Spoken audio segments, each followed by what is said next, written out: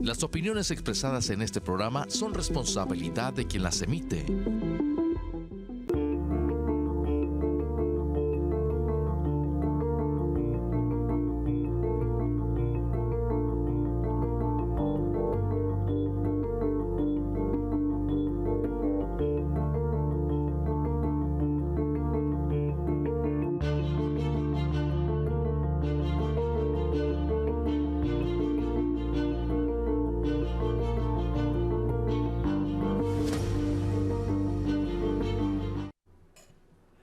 Amigas y amigos, muy bienvenidos a otro programa de la serie A Fondo con Amador Rodríguez Lozano y con Alfredo Estrada Caravantes.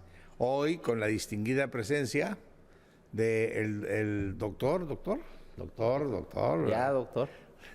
Cuauhtémoc Castilla, quien es un abogado penalista extraordinario, conocedor del sistema penitenciario, quien nos acompañó la semana pasada, donde analizamos este tema, y se nos fue, Alfredo, el inicio de la discusión, sí, quizá por ahí algunas anécdotas muy valiosas, ricas para el tema, pero pues nos hicieron que... Pero más bien como para interés general, pero no entramos realmente al tema del sistema penitenciario. Y el sistema penitenciario pues es un sistema que tú comentabas hace rato. ¿Quieres comentar lo que me decías hace rato? Sí, pensando desde la vez pasada en el material que se ha preparado para este programa, yo también decía, bueno, y para nuestros televidentes o los radioescuchas, que son muchos afortunadamente, ¿por qué tendría, para ellos y la población en general, por qué tendría que interesarle lo que pasa dentro de los penales o adentro de los centros de reclusión? Todavía hasta hace algunos años comentábamos que si uno no tenía un familiar dentro o alguna amistad importante adentro de uno de estos centros, pues en realidad no le interesaba a uno lo que pasaba, es decir, nunca pensaba uno en eso, ¿no? Así es. Era algo que, sin embargo, creo que las cosas han cambiado mucho a lo largo de este tiempo y sí sería bueno como punto de partida reflexionar, fuera muy rápido, ¿por qué a la población tendría que interesarle qué pasa dentro de los centros? Dijéramos, permíteme, que es muy relativo lo que dices. Perdóname. Sí, no se preocupe, doctor. Antes de que nos enriquezcas con tu participación. Cuando yo fui fiscal en Chiapas en el 2009, ¿no? Pues empezaron los sistemas de extorsión y nosotros le empezamos a dar seguimiento a las llamadas de extorsión y nos encontramos con que la mayoría salían de los penales de Guadalajara y de Nayarit. Así es. ¿No? O sea, yo quizá cometí un error porque yo pude haber iniciado la averiguación desde Chiapas y haber... Su competencia. Por mi competencia, pero quise ser respetuoso de la competencia federal y le pasé toda la información a la PGR. Nunca hicieron absolutamente nada, pero esa es una señal de que lo que pasa en la prisión sí te afecta. Claro. Sí te afecta como sociedad, directamente. ¿no? Directamente. Ahora les voy a contar otra anécdota. Siendo José Antonio González Fernández procurador de la Ciudad de México, ¿no? Yo era, no recuerdo si era ya senador o diputado. Senador. Y nos mandó una reforma. Resulta que el tema de la reincidencia es un tema bien importante, porque encontramos que tipos que los metías a la cárcel, que con el nuevo sistema penal salían y en 30 minutos ya estaban cometiendo otro delito. Otro delito. Y entonces cambiamos el concepto de reincidencia. Quiere decir que lo que pasa en una prisión sí te afecta. Si antes teníamos 110,000 y ahora tenemos 220,000 y esas personas salen de la cárcel, pues tienen un efecto en la sociedad, se ponen a trabajar, se ponen a delinquir, reinciden, en fin, todo esto que desde mi punto de vista, ahorita quisiera el tuyo como especialista, ningún gobierno lo ha tratado. O sea, todos ven, ahorita nos hablas tus 5 llantas, dices que del sistema de justicia. Del sistema de justicia. Y la última llanta, esta, nadie, y digo nadie, con conocimiento De causa. de causa, porque ya eso es un tema que no les importa. Como que ya, pues ya lo detuve, ya está ahí 11 detenidos por el caso de Ciro Gómez Leiva. ¿Y esos 11? ¿Quién sabe qué va a pasar con ellos, no? Primero, ¿cuántos van a tener sentencia condenatoria? Así Y es. luego cuando salgan esos 11, ¿qué va a pasar? Entonces, nuestro... No, quizá lo primero era cuántos de esos 11 ya han estado adentro. No, varios, yo creo que casi todos. A ver, ahora sí. Ahora sí, mira. Veo que se te queman las... ¡No, hombre! Maestro, bueno, mire, dejamos el desarrollo de la pena y del sistema de justicia para otra pregunta. Yéndome concretamente a lo que usted dice, nosotros comentábamos con un ex gobernador de Baja California que el sistema de justicia era como un carro, con 5 llantas, 4 llantas para uso y la de refacción. Y si no lo vemos así, estamos fritos. La prevención, procuración de justicia, La prevención, perdón. La prevención que no la... que es nula. que es nula. La procuración que no andamos... Mira, Ese es otro de los temas Sí, que es no otro. se le ha sabido dar al clavo porque tampoco ha habido tanto interés, ¿no? Mi amigo Pedrito Ochoa, que ahora está muy metido en la cultura, fue director de prevención social de la PGR cuando Diego Valadez fue El procurador. el procurador. Y tenía 15 millones de pesos de presupuesto anual. ¡Wow! Pues, ¿cómo crees? Con 15 millones de pesos. Para todo el pues, país. Para todo el país, ¿no? Nada más pagas Nómina. los cafés. Prevención que yo creo Saludos a Pedrito Ochoa. Saludos al maestro. Yo creo que la prevención sería materia de un programa, ¿no? Procuración de justicia, administración de justicia, que mucha gente decía que ahí estaba la llamada puerta giratoria. No es cierto. O sea, los tribunales, pues, Los ¿no? Lo que pasa en tribunales, los con los tribunales. jueces y los magistrados. Después viene la ejecución de la pena. La ejecución de la pena es cuando ya entran a las cárceles. Pero esta famosa llanta de repuesto, doctor, maestro, para mí es súper importante porque es el sistema pospenitenciario. Claro que no existe. ¿Qué pasa con el individuo una vez que sale de una cárcel donde no hubo tratamiento de reinserción social verdaderamente? Decía el maestro, el doctor, en el programa pasado, es muy importante el trabajo penitenciario porque el individuo ya no reincide, ya sale con un trabajo afuera, ya que va a querer reincidir. Además, que para los industriales que ahorita se acaban de ir, la mano de obra es mejor porque es una mano de obra muy especializada. Cuando estás en una cárcel, no te dan chance de hablar por teléfono, bueno, entre comillas, no te dan chance de fumar ni nada de eso. Entonces estás concentrado en tu trabajo. Y obviamente el trabajo penitenciario tiene una calidad increíble. Pero bueno, sales de esa cárcel, ¿qué pasa? Te dejó la esposa, te dejaron los hijos, ya no tienes trabajo, ya no tienes casa. Y sales con una mano enfrente y una mano atrás. Esa es una realidad, sin trabajo. ¿Y qué encuentras? A los partner in crime, tus ex compas del delito, de la pandilla, del grupo criminal, y te invitan a reincidir. Y es ahí, como dice el doctor, que se da la reincidencia. Por eso nos impacta tanto el tema de los centros penitenciarios. Esa es la verdad. Claro. Y este es un tema que tenemos que tratar y tratarlo ya. Porque no, solamente estamos viendo el tema de la procuración, ¿no? El tema de la administración medio lo estamos tratando. Medio. ¿No? El presidente lo ves, el presidente enfrentándose con el poder Judicial. judicial. Hay un error de fondo que yo cometí. O sea, yo cuando fui presidente de la Comisión de Asuntos Legislativos, ¿no? Me tocó la reforma del 94 del Poder Judicial. Y ahí debimos de haber separado, como después lo hicimos en Chiapas y como me enteré que recientemente lo acaban de hacer Que fue la reforma, en Tamaulipas o en alguna la reforma cosa así. judicial más radical que hubo no. los últimos Es- 50 ¿Qué ha años. habido? Es separar la Suprema Corte de Justicia del Poder Judicial.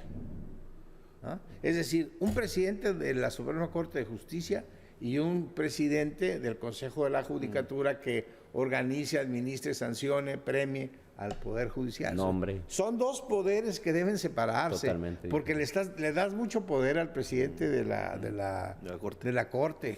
Entonces hay que separarlo. Ya lo hicimos en Chiapas y ahorita tengo entendido que algún estado lo acaba de hacer. Perdón la digresión, pero es que si no atendemos todos los sistemas, si no atendemos el de prevención y no le dedicamos tiempo. Hubo un tiempo creo que fue Calderón, que hicieron un gran programa de prevención para robar Sí, de veras. Para robar. Sí, robar. Había como 10, 20 mil millones de pesos y entonces fondearon a sus organizaciones no gubernamentales.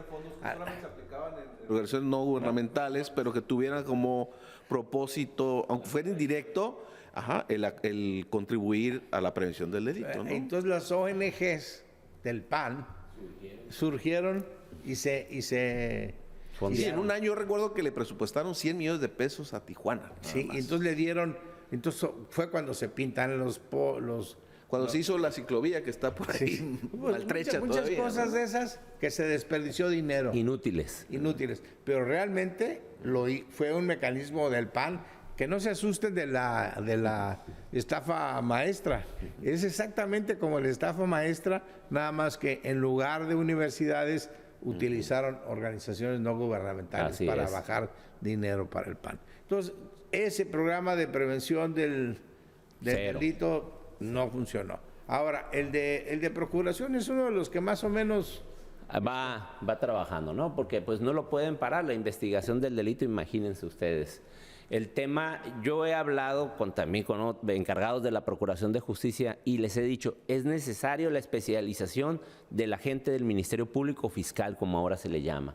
Debe haber un fiscal, doctor Padrino, que sea encargado de litigación, experto en hablar, argumentar, debatir, y un fiscal encargado de investigación. Claro. Porque hay gente que no sabe hablar, pero sabe investigar muy bien. Claro. Entonces debe especializarse el Ministerio Público. Esto lo vengo acotando, todo lo no dice por Carpizo. materias, sino por capacidades. Ese es un tema que nadie hace caso. Nadie. Ojalá que algún día lleguemos al poder para poder impulsarlo. ¿qué? Porque te voy a decir qué es lo que hay que hacer. Tienes razón, Cuauhtémoc. Necesitamos un ministerio público investigador. Que sea así es. como agente del FBI. Y necesitamos, ya que este investigador completó la investigación, se la pase al otro. Y se le explique. Y se le explique para qué se la presente en los tribunales. Ante el juez. ¿No? De esa manera será una procuración más. Bueno, y quizás correcto, estaría más faltando en lo que también ya se ha avanzado, pero no lo suficiente, un defensor de oficio también muy especializado, ¿no? También. Porque el defensor público también juega... A nivel una federal parte ya importante. funciona bien, esa es una aportación que Sí. hicimos, pero a nivel local aquí lo que avanzamos mucho. Sí. Alfredo, a ti te tocó. Sí, me tú tocó fuiste toda esa parte. El responsable. Y avanzamos. También, no, se avanzó muchísimo. La verdad, lo que era la Defensoría Pública a lo que es ahora el defensor público ha cambiado muchísimo. Quiero decirte que había 16 plazas y las concursamos.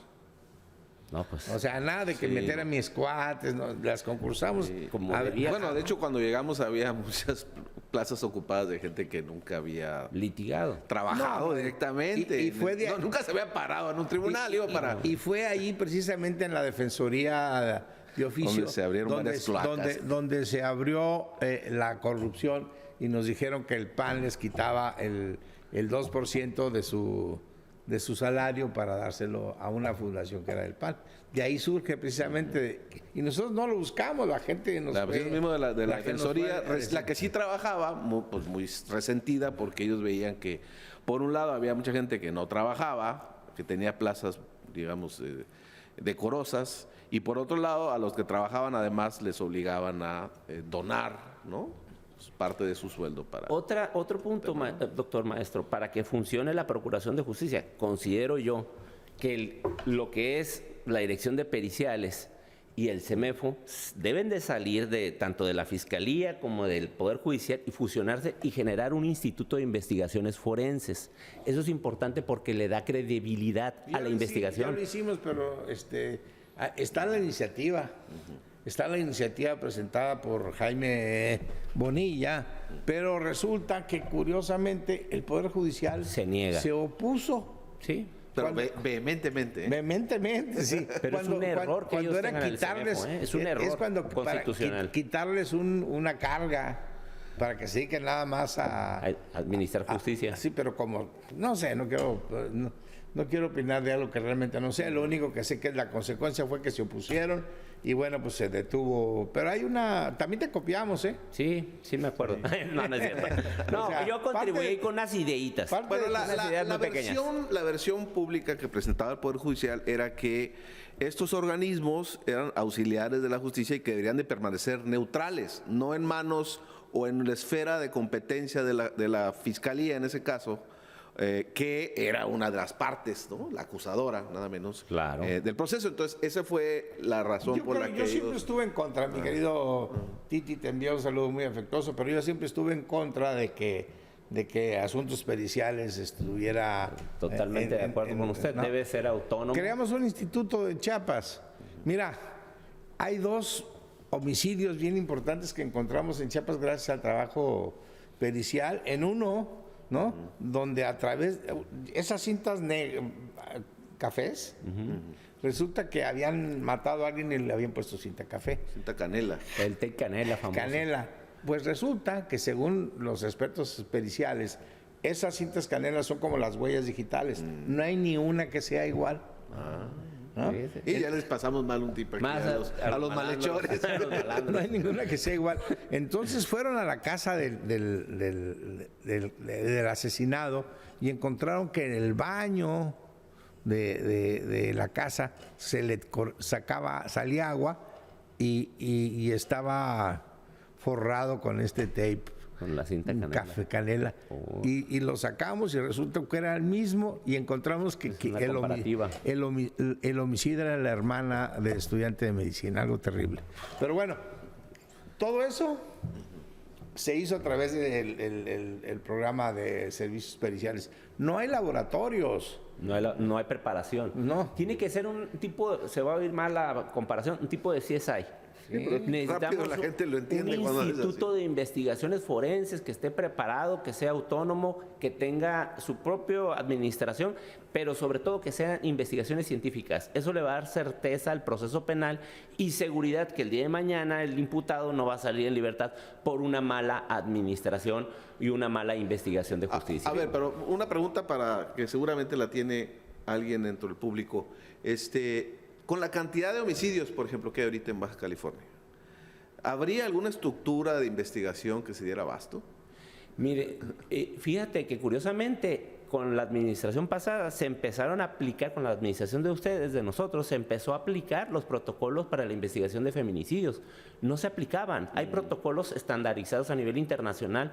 Por ejemplo, a las mujeres víctimas de feminicidio le tienen que poner bolsas de papel en las manos. ¿Por qué? Para preservar que no se desintegre el ADN. Ajá, hay heridas defensivas y ofensivas por parte de la víctima y ahí puede haber restos debajo de la uña de epitelio. Bueno, no se aplicaban. Hay muertos apilados, hay expedientes apilados en la fiscalía que están parados de homicidios, porque la verdad no nos damos abasto con tanto homicidio que hay en el Estado y en el país.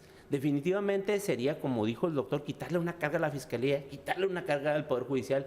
Y este instituto, sobre todo, como va a ser una investigación científica, que es la base de la prueba del sistema acusatorio adversarial, le daría muchísima certeza jurídica al procedimiento. Pero evidentemente que la enorme carga de trabajo hace que seas ineficiente y que no tengas tiempo para dedicarte a hacer profesionalmente. Bueno, vamos a una pausa y regresamos.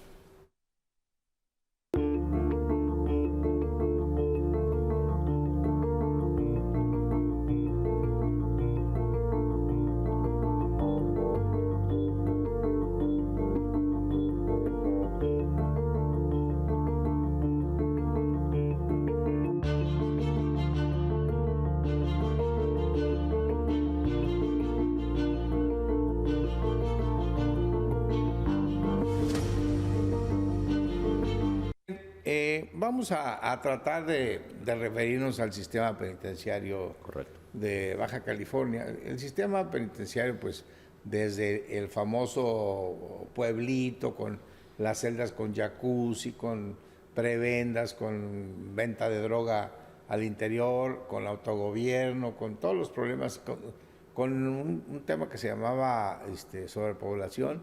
Había un cárceles hasta con 15 personas y había lo que ellos le llamaban el freeway. El freeway significaba que te dormías en el pasillo. Así es. ¿No? Entonces, bueno, En los campos de fútbol. avanzamos mucho de aquella época, que era la época más o menos de Rufo para acá, y hubo un funcionario panista que hizo las cosas bien a pesar de todo, Héctor Grijalva Tapia. que logró que, bueno, se corrigieran muchas cosas. Acuérdense que se hizo una primera prisión en el Hongo que fracasó, ¿no? Es correcto. Costó muchos millones Es la academia. de pesos y ahí se abandonó ese edificio. Y luego después se creó el Hongo, pero el Hongo logró convertirse, estimados amigos y Alfredo, en una prisión que era una prisión, dijéramos, rígida, con la que se asustaba a los privados de la libertad. A los privados de libertad que se portaban más de las otras prisiones. ¿Cuántas prisiones tenemos? Tenemos Mexicali, Tijuana, Ensenada, Hongo 1, Hongo 2 y Hongo 3. ¿Cuántas? 7. Más los centros de adolescentes. O sea, ese es el sistema penitenciario. Son como 12,000 internos. Más o menos. Más o menos, Más ¿verdad? o menos. Bueno, la idea del Hongo era que fuera una prisión rígida, que les diera miedo que te movieran allá, ¿no? Sí, el traslado era un temor. Traslado era un temor. Pero eso se ha convertido, eso es del pasado. Hoy en el Hongo tienes televisión, tienes derecho a hablar por teléfono, tienes derecho a que te den los alimentos que quieran. No sé si ya dejen entrar mujeres o no. No, y yo. Eso no lo sé. Pero el sistema penitenciario en estos últimos meses se ha convertido en el del Hongo. Pues no sé el de los otros. Sí, mire, doctor, en el 2008 hubo aquí un motín en Tijuana, en el pueblito, un motín durísimo, donde duraron creo que 48 horas, hubo más de 35 muertos. Y mataron al director y al subdirector hace tiempo. También hace mucho tiempo hubo una muerte ahí también. Y entonces, pues, en este motín viene una coyuntura del sistema penitenciario. Y el Hongo, que fue supervisado por el maestro Gers Manero, la construcción y eso, junto con un general de acá, ahorita no recuerdo, de Sonora, usted lo ha de saber quién es. Ellos armaron todo lo que era la estructura del Hongo, y en ese entonces entra Héctor Grijalva Tapia, que le mando un saludo, que ahorita está en Nuevo León, encargado del sistema penitenciario de allá, con Samuel García. Él entra y saca televisiones, teléfonos, todo, de tal manera que ese era un centro ejemplar, era un centro donde había una disciplina muy rígida. Donde te sancionan por lo que hiciste. Y obviamente, pues los vagos, que no digo que todas las gentes, doctor, sean vagos, dentro de los centros penitenciarios hay personas buenas, pero también hay personas que son impermeables a la reinserción social, que no hagas lo que hagas, no se van a comportar, no se van a reeducar. Bueno, entonces el maestro, doctor Grijalva Tapia, convierte el Hongo en este centro y ya nadie se quería portar mal porque sabías que ibas a ser traslado. Perdías visita, perdías todos tus derechos, prebendas y compravendas. Lejos de cualquier centro de el población. clima es un clima extremo. Ahorita está helado. Acabo de ir yo hace 2 días a Y si pasas por ahí. No, es una cuestión terrible. Bueno, entonces este sistema que hay muy buenos programas de reinserción social, que falta personal, como hemos platicado usted y yo, técnico, para poder aplicar esos programas, porque los programas están ahí, pero no hay psicólogos, no hay criminólogos. Y hay gente buena, hay custodios Buenos, sí. muy comprometidos con el sistema penitenciario. Muy profesionales. Hay gente muy profesional. Pero decía mi abuelita, en arca abierta, Hasta el más justo hasta el más peque. justo peca. Sí, es correcto. Entonces, sí ha habido una variación de ese sistema actualmente. Baja California tenía en los primeros lugares el Hongo, era reconocido a nivel nacional, Sí, inclusive en el todavía ACA. a nosotros nos dieron, tú fuiste, ¿no? Nos dieron un reconocimiento por el Hongo. Era... Algo de Washington, algo por Yo le traje a usted una certificación del ACA. Tú, pero también nos dieron Alfredo. otros. Sí. Pero ahorita pero ya se abandonó. Ahorita todo es dinero. Pues, Esa es desgraciadamente. la verdad, todo es dinero ahí. Fíjese que me tocó a mí estar en la cárcel de Hermosillo, el Centro Federal de Hermosillo, doctor, y le comento así, yo llegué como abogado. Y como dijo aquella, el que lo entienda y el que no, que no. y yo entré como abogado y iba a ver un cliente, pues me metieron hasta la celda del cliente. Me llevaban comida. No, una cosa increíble, un servicio. No, porque tú 5 habías sido estrellas. jefe ahí, pues. Manden. Habías sido jefe tú. En Hermosillo no. Ah, en Hermosillo. No, en Hermosillo no. En Hermosillo yo llegué a visitar un cliente más.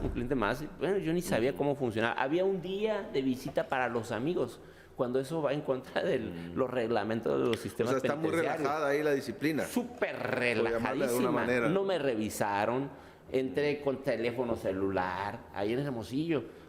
Una cuestión que me quedé Y totalmente... uno pensaría que los centros de readaptación social federales tienen una disciplina más estricta. Pues debiera ser. Pasé por lo que dice el doctor, por el área donde están los cuates, así como una barra larga, como una barrita. Desde hace tiempo, con los teléfonos. desde hace tiempo no se le da, Alfredo. Nosotros intentamos reformarlo cuando Juan Ramiro Robledo fue el subsecretario.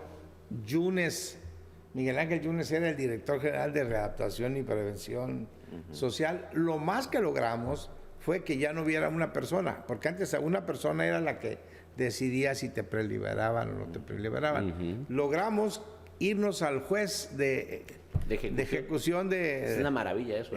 Sí, pero también muy corruptos, como la de Mexicali, que nos pidió que a cambio de resolver algo favorable teníamos que darle una plaza a su novio o a su cuñado o a su...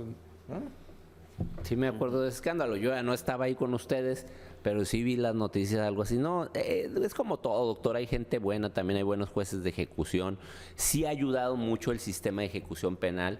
¿Por qué, doctor? Porque antes, como usted dice, quedaba decisión de un individuo, un administrativo, si salías o no salías. Claro. Con la Ley Nacional de Ejecución Penal, pues ahora, aparte de haber salidas alternas dentro del proceso, es decir, que no todos los casos deben de ir a juicio oral, el sistema embudo famoso, el common law, pues un juicio abreviado, un acuerdo reparatorio, una suspensión condicional. Aparte, en la ejecución, la preliberación o la libertad anticipada, la sustitución de la pena corporal por el pago de una multa, la mediación famosa, o sea, haces la mitad del tiempo y te portas bien, sales. Mira, la mediación en Chiapas, yo hice un instituto de mediación y cambiamos la ley, ¿no?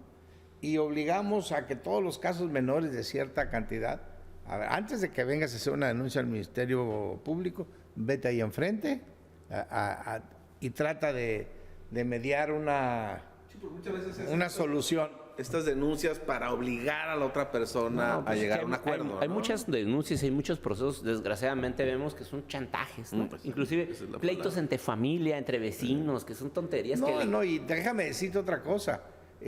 Para que a ti te den el seguro del teléfono, si se te Tienes pide que el presentar teléfono, una denuncia. tienes que presentar una denuncia. Entonces hay una denuncia penal que entra como estadística. engrosa la estadística. No, engrosa la estadística y no es... Y desgraciadamente se pierden muchos teléfonos, ¿no? Y se pierden muchos teléfonos, entonces hay muchas denuncias por teléfono. Lo mismo sucede con tu credencial del INE, ¿no? Todo, de los documentos todo públicos. requiere... Por eso, realmente no le hemos dado al clavo. Necesitamos una gran reforma Súper reforma. penal. Todo el sistema de justicia se tiene Todo que el reformar. sistema, todo. Esta cifra que desde el programa pasado ya comentábamos, de que existen más o menos 220,000 internos en el país, en términos comparativos con otros países, son muchos, pocos. Muchos. Y eso es que... Derivado Que a en muchas- teoría no se persigue en la enorme mayoría de los delitos. Te puedo decir varios factores. Uno, artículo 19 constitucional, aumentaron los delitos de prisión preventiva oficiosa. Es una aberración desde mi Aquí punto ya de lo vista. comentamos. Es inconstitucional y va en contra de las convenciones americanas. Aquí ya tuvimos un programa sobre, Sí, ¿Por qué no me sobre invitó? eso. A ver, ¿por qué no me invitó? Porque en todo, si no después es broma, doctor. me quitas mi chamba y vas a... No. Tú vas a estar- Nunca le voy a llegar a los talones. Segundo factor que yo veo, aparte de que no hay reinserción, como bien dice el doctor, si no hay reinserción, sales a la calle, pues ¿a qué sales si no traes ni un oficio, no tienes de qué vivir, pues a Y robar todas estas o instituciones de delinquir. las salidas anticipadas que mencionabas, ¿no? En teoría tendrían que contribuir a que no haya tanta gente adentro. Sí, ¿por qué? Porque para poder salir anticipadamente se supone que ya debes de salir reinsertado a la sociedad, como dijo, platicábamos, un sujeto funcional. Antes de que terminara el periodo de Bonilla, acuérdate, Alfredo, nosotros hicimos unas preliberaciones, que por cierto, Sí. no se cobró nunca nada, ¿eh? Por si alguien cobró algo, pues ya la corrupción está en otro lado. Sí. ¿No? Porque Quedó en otros bolsillos. en otros bolsillos. Así es. Pero lo que nosotros dijimos ayer, vamos a ver cuáles podemos preliberar, porque hay mucha gente inocente. Muchísima. Yo trabajé con la Fundación Telmex, porque ellos te daban una lana para que pagaras la fianza. Sí, mucha gente que estaba sin poder tener el pagar. dinero para pagar Pero la creo que fianza. te daban 5,000 pesos. Y yo logré que a mí me dieran 10,000. Y entonces encontramos que una gran cantidad de gente está en la cárcel porque no tiene 10,000 pesos. Porque son pobres, muy Son pobres. Entonces les Pobres echas a extremos. perder su vida, les echas a perder... Y a la de su familia. sus No sé si se familiares. acordará, doctor, que encontramos un viejito en Ensenada, un señor adulto mayor, que ya había compurgado la pena. Estaba encerrado. Tenía 2 años de haber compurgado la pena. Encontramos un menor de edad en Tijuana, si recordará. Vamos a la pausa, amigos.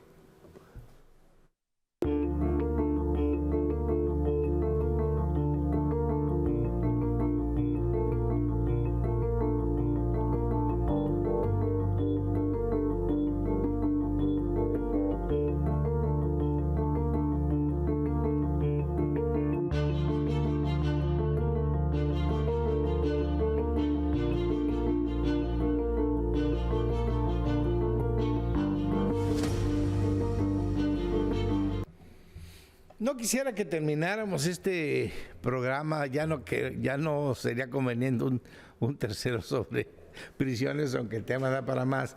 Si no nos hablaras de la evolución de la pena, porque tú conoces mucho de la evolución de la pena, ¿cómo llegamos al sistema penitenciario actual? ¿Qué ha pasado a lo largo de la historia?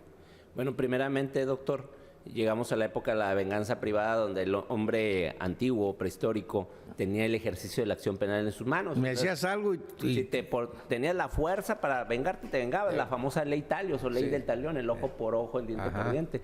Después viene la compensación, llegamos a la venganza divina, que te hacían justicia en nombre de los dioses. Después llegamos a la venganza pública y es donde aparece una institución que en un inicio era buena, la famosa...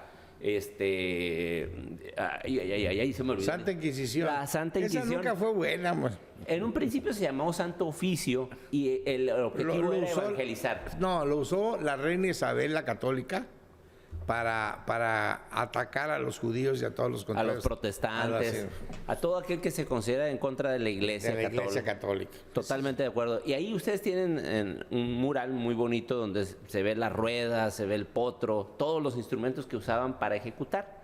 En aquel entonces la pena era aflictiva, es decir, causar dolor.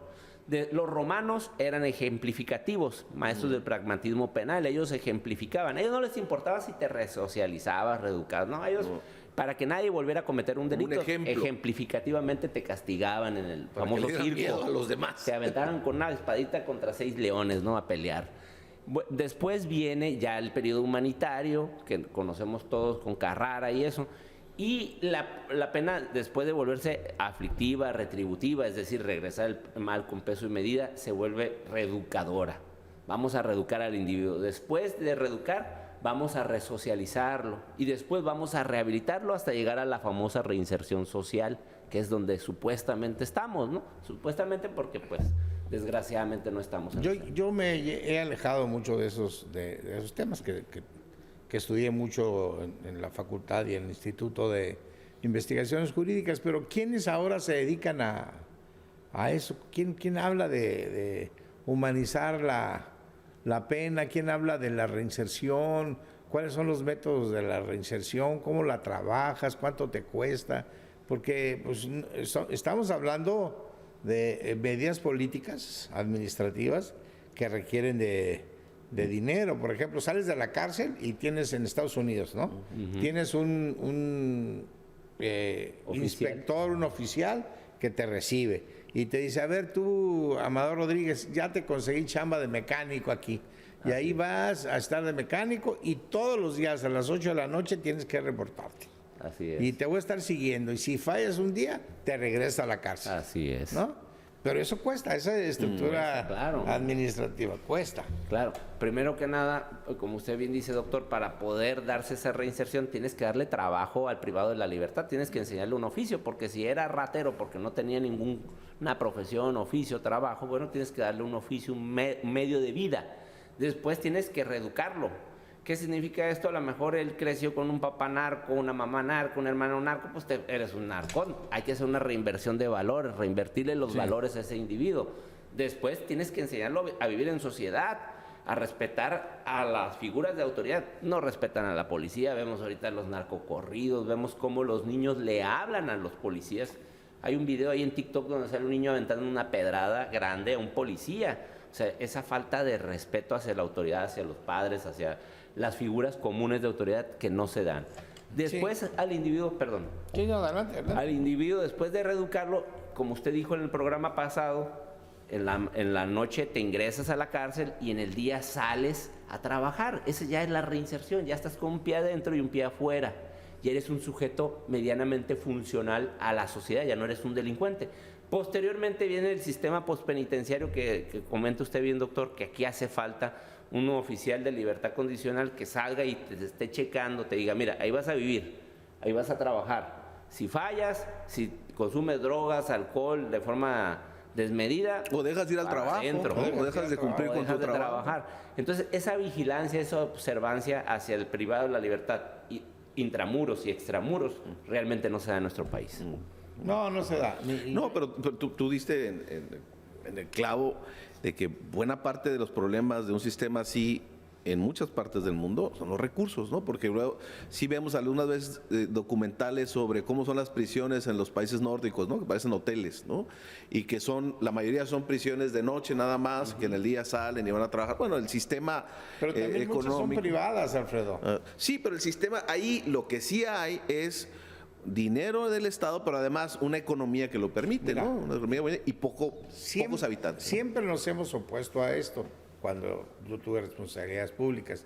Pero el gobierno de Estados Unidos te pagaba todas las prisiones que quisieras. Si se requerían 50 prisiones, 50 te las hacía y te las pagaba a cambio de que te trajeras a todos los mexicoamericanos que están en sus prisiones. Es decir, descongestionar su sistema penitenciario. Sí, va a quedar sin prisiones casi en Pues sí, bueno, California.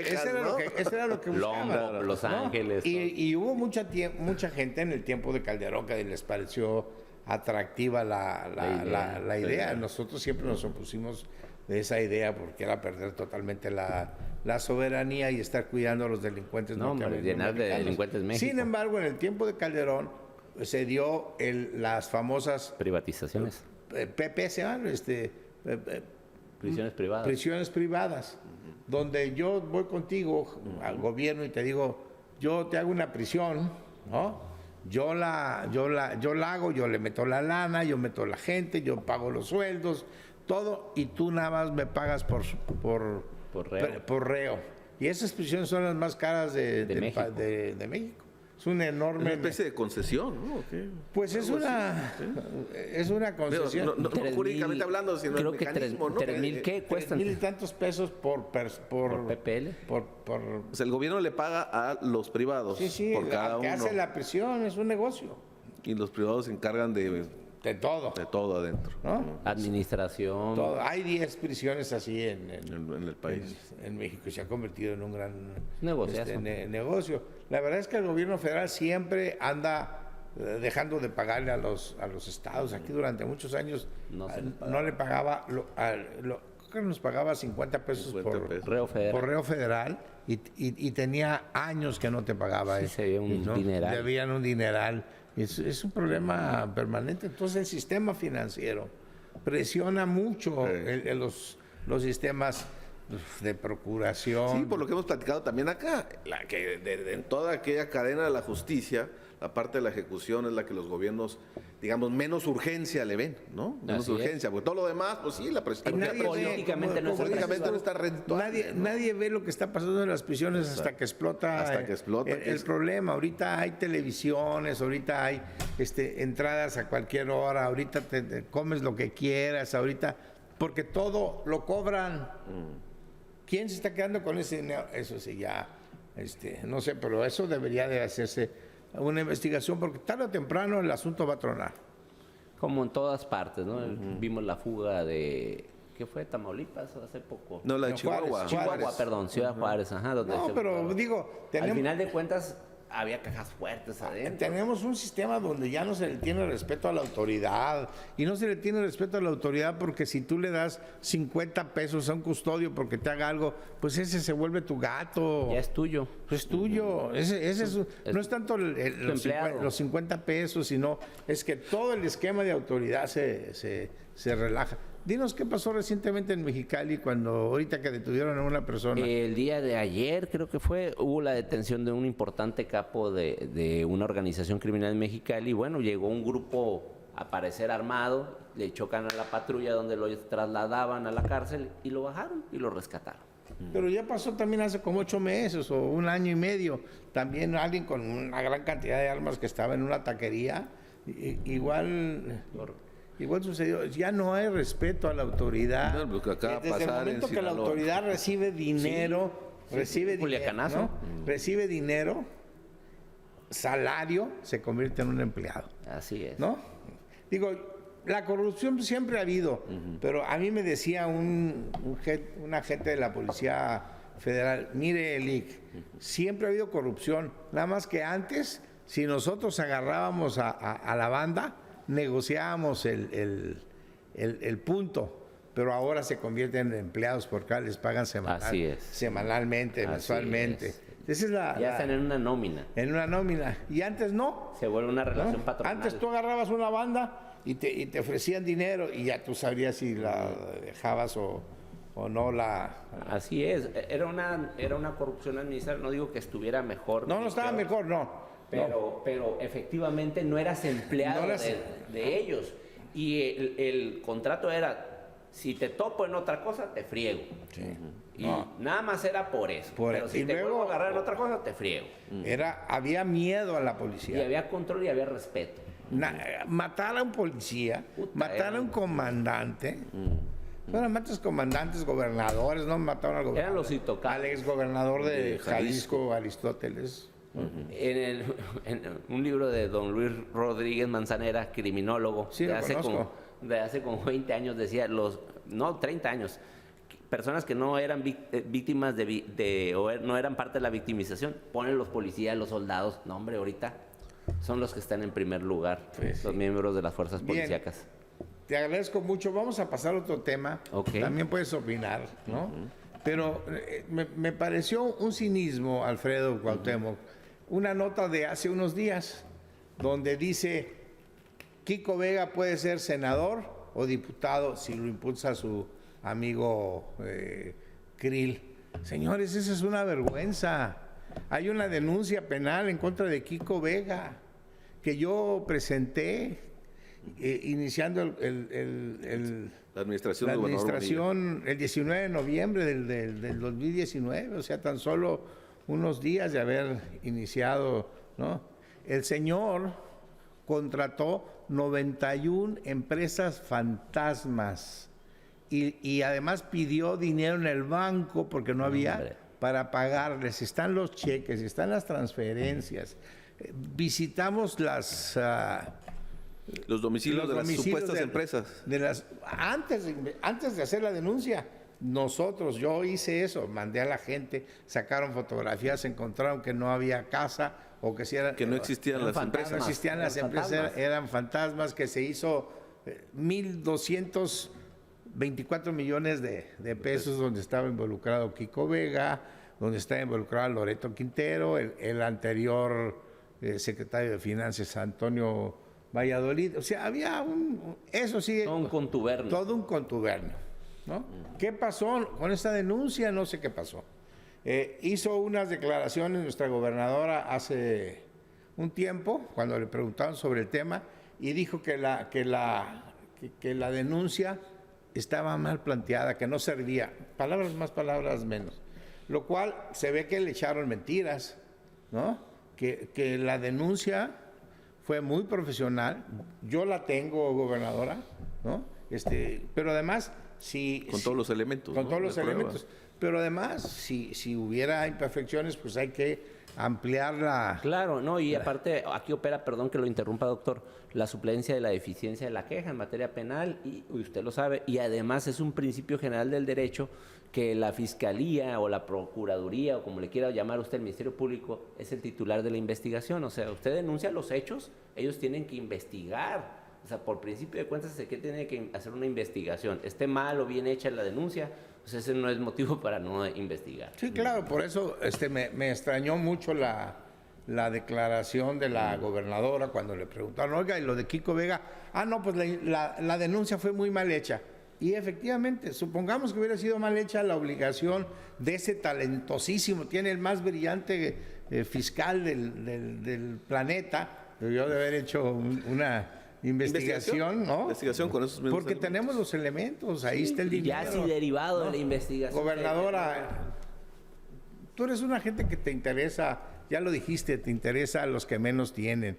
Entonces, no es posible que Kiko Vega le haya quitado 1.224 millones, que después se amplió a 1.900 millones de pesos, que esté muy oriundo, gastando el dinero, paseándose por la ciudad y no haya ninguna sanción. De consecuencia. No, tú eres una gente que le interesa la justicia. Te pido, por favor, que no vayas a permitir que Kiko Vega vuelva a ser candidato a diputado o a senador, porque sería una vergüenza para este Estado que una persona que nos roba, ahí sí nos roba, no que firma un contrato donde hay una interpretación, no, se lleva 1.900 millones de... 1.900, sí, qué bruto. primero fueron 1.200, pero luego se amplió a 1.900 millones de pesos. Y son 91 empresas falsas. Sí, fantasmas que no Fantasmas, existen. no existen. Entonces es muy fácil comprobarlo. Con el talentoso fiscal que tienen pueden hacer una investigación. Técnica científica. Y Kiko Vega debe estar en la cárcel. Al final de cuentas, yo creo que la gobernadora es una mujer honesta, es una mujer de buenos principios, bien educada, por personas bien educadas. Yo creo que en su inteligencia, en su justicia, yo creo que lo va a hacer, ¿eh? Al final de cuentas, yo creo que ella lo va a hacer porque hay los elementos suficientes, como dijo doctor, el que se entera de un delito está obligado a denunciar, era una obligación de usted denunciarlo. Cualquier persona que tiene conocimiento Mira, yo de un hecho la verdad delictivo. no sé, pero yo pido y pido al público que exija, porque tenemos también el caso de la esposa de Kiko Vega, que ella sí tuvo que confesar que se había robado 8 millones de pesos Sí, y un acuerdo reparatorio. los tuvo que regresar. Se había robado un edificio, lo tuvo que regresar. Bueno, es evidente que esas personas no pueden ser los representantes. Hay indicios, ¿no?, de corrupción ahí, simplemente. Ya con eso estás obligado a investigar como Ministerio Público, punto. Investigaron y al final de cuentas le ayudaron, ¿no? Hicieron un acuerdo reparatorio que lo permite la ley. La ley regresa los 8 millones de pesos y... Regresa el dinero y Quizá aquí la cantidad es la que no vaya a ser tan sencillo, ¿verdad? de regresar, ¿no? Regresar 1.900 millones de pesos. Que se vendan lo Bueno, que hay allá. por amigas y amigos, ya tenemos que concluir. Gracias por su atención. Nos vemos la siguiente semana a fondo con Amador Rodríguez Lozano.